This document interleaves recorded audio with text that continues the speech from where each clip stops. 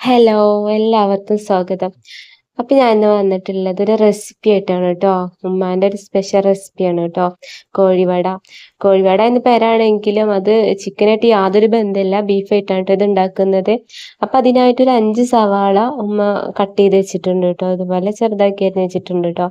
അപ്പൊ ബീഫൊക്കെ കഴുകിയിട്ട് നമ്മൾക്കിത് വേവിച്ചെടുക്കണം. ഉപ്പും കുരുമുളക് പൊടി ഇട്ടിട്ട് വേവിച്ചെടുക്കണം. നല്ല വേവിച്ചെടുത്തിട്ട് അത് മിക്സിയിൽ പൊടിച്ചെടുക്കണം കേട്ടോ. അപ്പൊ സവാള വാട്ടിയാണ് കേട്ടോ.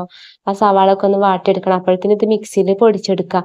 അതിലേക്ക് ഇഞ്ചി വെളുത്തുള്ളി പേസ്റ്റ് കുറച്ച് ഇട്ട് കൊടുത്തിട്ടുണ്ട് കേട്ടോ. പിന്നെ കറിവേപ്പില കുറച്ച് തോനായിട്ട് അരിഞ്ഞ് കട്ട് ചെയ്തിട്ട് ഇതിൽ ചേർക്കുന്നുണ്ട് കേട്ടോ. അപ്പൊ ഉള്ളിയൊക്കെ നല്ലോണം അങ്ങനെ വാടിയിട്ട് ഒരു ബ്രൗൺ കളർ വരണം.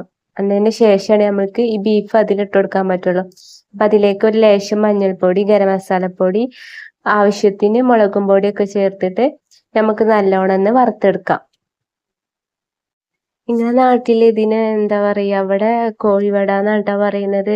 കോഴിവട ആണെങ്കിലും കോഴിയായിട്ട് യാതൊരു ബന്ധമില്ല, ചിക്കൻ ഒന്നല്ലത് ചേർക്കുന്നത്, ബീഫായിട്ടാണ് ഇത് കൂടുതൽ ഉണ്ടാക്കുന്നത്. ഇതിവിടെ ബ്രദറൊക്കെ ഗൾഫിൽ പോകുമ്പോ ഉമ്മ ഉണ്ടാക്കുന്ന ഒരു ഇതാണ് കേട്ടോ. നല്ല ടേസ്റ്റ് ആണ് ഇത് കഴിക്കാൻ. കടകളിൽ നിന്നൊക്കെ ഇത് വാങ്ങിക്കുമ്പോൾ വെറും സവാള മാത്രമേ ഉണ്ടാവത്തുള്ളൂ. ഇതാവുമ്പോഴേ നമ്മള് ബീഫ് കൂടുതലായിട്ടാണ് ഉണ്ടാക്കുന്നത്. അപ്പൊ ഇത് നല്ലോണം മൊരിഞ്ഞ് വന്നിട്ടുണ്ട് കേട്ടോ. പിന്നെ മൊരിഞ്ഞ് വന്നതിന് ശേഷം നമുക്ക് മൈദ ഒന്ന് കുഴച്ചെടുക്കാം. പച്ചവെള്ളത്തിൽ തന്നെയാണ് കുഴച്ചെടുക്കുന്ന. ആവശ്യത്തിന് ഉപ്പ് ചേർത്തിട്ട് കുറച്ച് നെയ്യൊക്കെ ചേർത്തിട്ട് നല്ലോണം ഒന്ന് കുഴച്ചെടുത്തിട്ട് ഒരു അരമണിക്കൂർ റെസ്റ്റ് ചെയ്യാൻ വെക്കണം കേട്ടോ.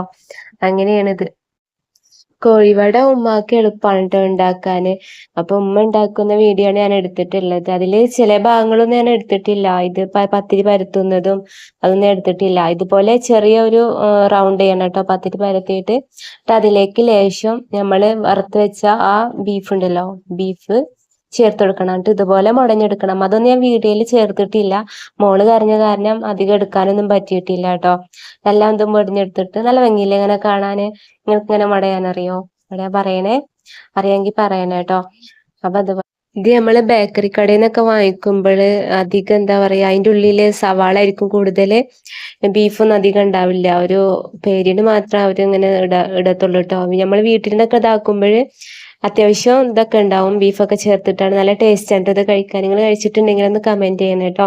അപ്പൊ ഇത് സൺഫ്ലവർ ഓയിലായിട്ടാണ് പൊരിച്ചെടുക്കുന്നത് കേട്ടോ. അപ്പൊ ആവശ്യത്തിന് ഓയിലൊക്കെ ഒഴിച്ചെടുത്തിട്ട് ഒരു ബ്രൗൺ കളർ വന്നാലേ നമുക്കിത് കോരി എടുക്കുകയും ചെയ്യാം കേട്ടോ. ഇതിന്റെ പേക്കിങ് കാര്യങ്ങളൊന്നും ഞാൻ വീഡിയോ എടുത്തിട്ടില്ല.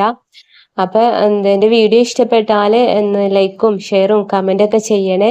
ഇതുപോലത്തെ ഒരുപാട് വീഡിയോസിന് വേണ്ടി എന്റെ ചാനൽ സബ്സ്ക്രൈബ് ചെയ്യാനും മറക്കല്ലേ കേട്ടോ. അപ്പൊ അടുത്തൊരു വീഡിയോ കാണുന്നവരേക്കും ബൈ, താങ്ക് യു.